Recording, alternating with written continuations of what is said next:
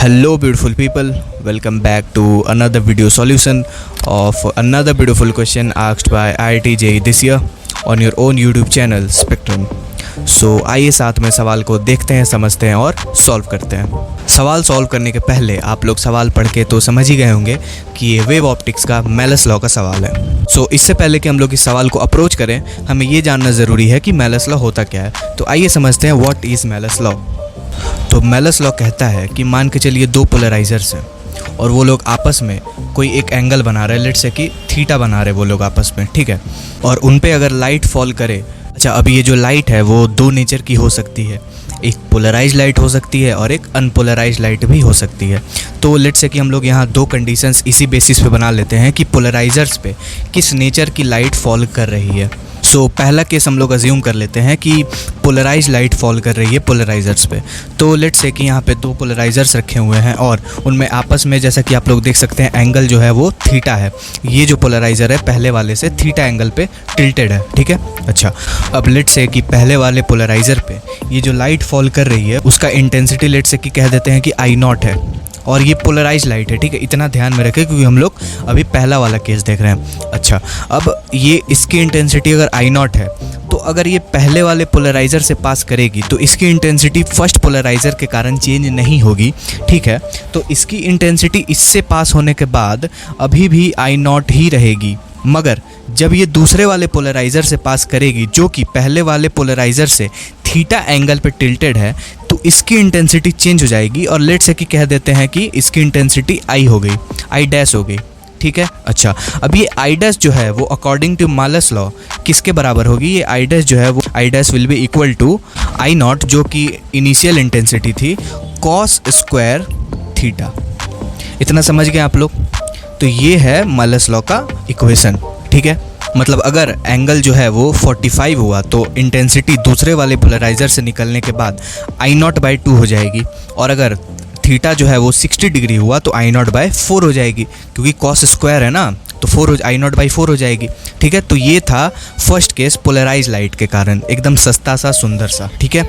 अब आइए हम लोग दूसरा केस समझते हैं जिसमें थोड़ा सा कैंडिडेट्स को थोड़ी दिक्कत आ सकती है और कभी कभार आती भी है, तो हम लोग बहुत अच्छे से इसको समझेंगे। आइए तो यहाँ भी सारी चीज़ें सेम है, दो पोलराइजर्स आपके सामने रखे हुए हैं और पहले वाले पोलराइज़र पे जो लाइट फॉल कर रही है उसकी इंटेंसिटी I0 है, मगर यहाँ पे डिफरेंस ये है कि ये जो लाइट है वो अनपोलराइज लाइट है। तो यहाँ अंतर बस एक ही आएगा, वो ये होगा कि पहले पोलराइज़र से पास होने के बाद ये जो I0 की इंटेंसिटी है वो घट के आपकी आधी हो जाएगी, मतलब I0/2 हो जाएगी। मतलब इससे जब लाइट पास करेगी तो पहले वाले पोलराइज़र से लाइट निकलने के बाद इसकी इंटेंसिटी घट के आधी हो जाएगी। क्या ये आप लोग समझते हैं? ठीक है, बहुत बढ़िया। मगर ये लाइट तो यहाँ नहीं रुकेगी, ये और आगे भी जाएगी ना, दूसरे वाले पोलराइज़र से एग्जिट करेगी, और पोलराइज़र है ये, बेंजीन रिंग नहीं है ना। तो ठीक है, तो जब ये दूसरे वाले पोलराइज़र से जब लाइट एग्जिट करेगी तो यहाँ पे इंटेंसिटी जो है वो पहले वाली जैसे ही I डैश हम लोग इसको अज्यूम कर लेते हैं। यहाँ पे इक्वेशन अभी भी सेम रहेगा, बस अंतर इतना आएगा कि हम लोग जो I डैश लिखेंगे ना वो इसके करस्पॉन्डिंग लिखेंगे, तो I0/2 कॉस स्क्वायर थीटा तो अभी भी लिखाएगा, मगर चेंज देखिए यहाँ पे हो गया। यहाँ पे पहले वाले पोलराइज़र पे लाइट फॉल करने के बाद उसकी इंटेंसिटी चेंज नहीं हो रही थी, मगर यहाँ आपकी इंटेंसिटी I0/2 आधी हो गई है और जो कि चेंज हो गई है। तो इतना आपको होप समझ में आ गया होगा। अब हम लोग सवाल को अप्रोच करना स्टार्ट करते हैं। So let's start reading the question. तो सवाल में बोला गया है कि a point source S emits unpolarised light. देखिए ये लाइट, ये जो वर्ड है वो बहुत इंपॉर्टेंट है, और क्यों इम्पॉर्टेंट है अब आपको समझ में आ गया होगा। अगर ये पोलराइज लिख दे तो खेल पूरा भी पलट जाएगा, है ना। तो आइए आगे पढ़ते हैं। Unpolarise light uniformly in all direction, मतलब कहना ये चाह रहा है कि एक लाइट सोर्स है, लेट्स से कि इसको एस अज्यूम कर लेते हैं, और ये हर तरफ लाइट एमिट कर रहा है, ठीक है। ये ऐसे ऐसे पूरा 3D स्पेस में। अच्छा अब बोला गया है कि at 2 points A and B the ratio R equals IA/IB of the intensities of the light is 2। कहने का मतलब सवाल में दो पॉइंट्स दिए गए हैं, लेट्स से कि ये पॉइंट आपका B है और ये पॉइंट आपका A है, ठीक है। और A पे जो इंटेंसिटी है वो आपकी IA है और B पे जो इंटेंसिटी है वो है आपकी IB। और इनकी जो इंटेंसिटीज़ की रेशियो दी गई है, मतलब पॉइंट ए पे जो इंटेंसिटी है उसको आई ए बोला गया है और पॉइंट बी पे जो इंटेंसिटी उसको आई बी भी बोला गया है। तो आई ए बाई आई बी आपको इनिशियली दे रखा है कि 2 है, तो लेट्स से कि आप इसको 2x अज्यूम करते हो, ठीक है, इसकी रेशियो आपको 2 मिल गई है। अब आप लेट्स से कि आई ए को आप 2x अज्यूम करते हो, को आई बी को आप क्या अज्यूम करोगे, x अज्यूम करोगे। अच्छा, अब हम लोग सवाल को आगे बढ़ते हैं। If a set of polaroids 2 in number, मतलब 2 पोलरॉइड्स हैं, उनको एक सेट माना गया है, having 45 degree angle between their pass axis is placed before point B. Before point B, A में कोई छेड़छाड़ नहीं की गई है और ए पॉइंट के पहले कोई भी पोलराइजर्स नहीं रखे गए हैं, मतलब ए की इंटेंसिटी तो चेंज नहीं होने वाली है। अच्छा, then the new value of R, मतलब ये जो रेशियो दी गई है आई ए और आई बी, ये आई बी पे पोलराइजर्स रखने के बाद जो इंटेंसिटी एट बी चेंज होगी उसके बाद आई ए और आई बी का रेशियो पूछा गया है आपसे। तो आइए इसको सॉल्व करते हैं। अच्छा, अब जैसे कि सवाल में बोला गया है कि पॉइंट बी के पहले पोलराइजर्स रखे हुए हैं, तो लेट्स से कि इसको ना मान के हम लोग पॉइंट बी यहाँ को अज्यूम कर लेते हैं, ठीक है। लेट्स से कि हम लोग पॉइंट बी इसको मान लेते हैं। अब इसके पहले 2 पोलराइजर्स रखे हुए हैं जिसको कि हम लोग ड्रॉ कर लेते हैं। तो ये रहे हमारे पोलराइजर जो कि आपस में 45 डिग्री एंगल बना रहे हैं। अच्छा, अब आपको सवाल में दिया गया है कि पॉइंट ए के पहले कोई भी पोलराइजर्स नहीं रखे गए हैं, तो पॉइंट ए की इंटेंसिटी तो चेंज नहीं होने वाली, ठीक है।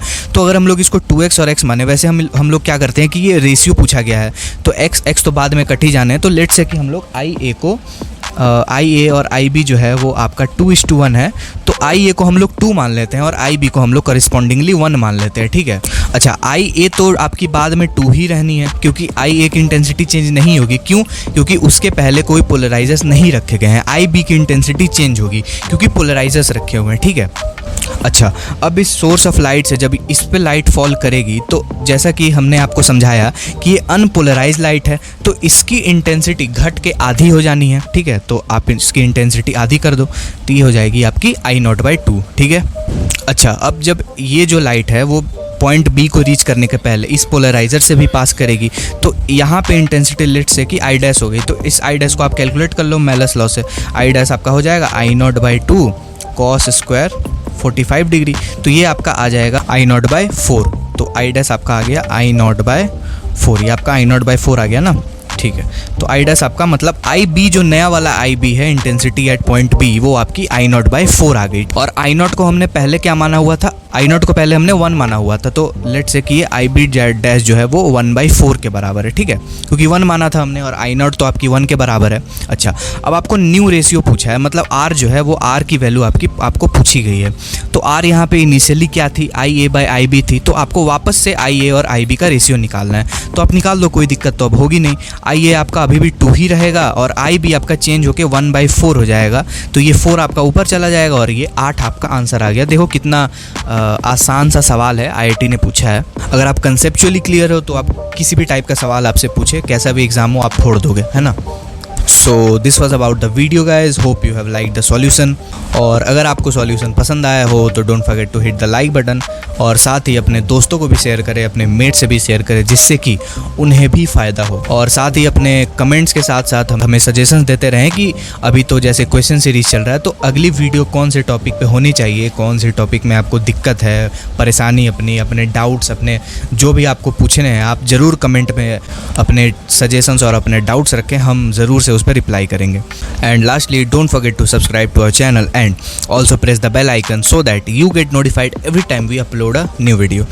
तब तक के लिए bye bye and take care, अपना ख्याल रखें।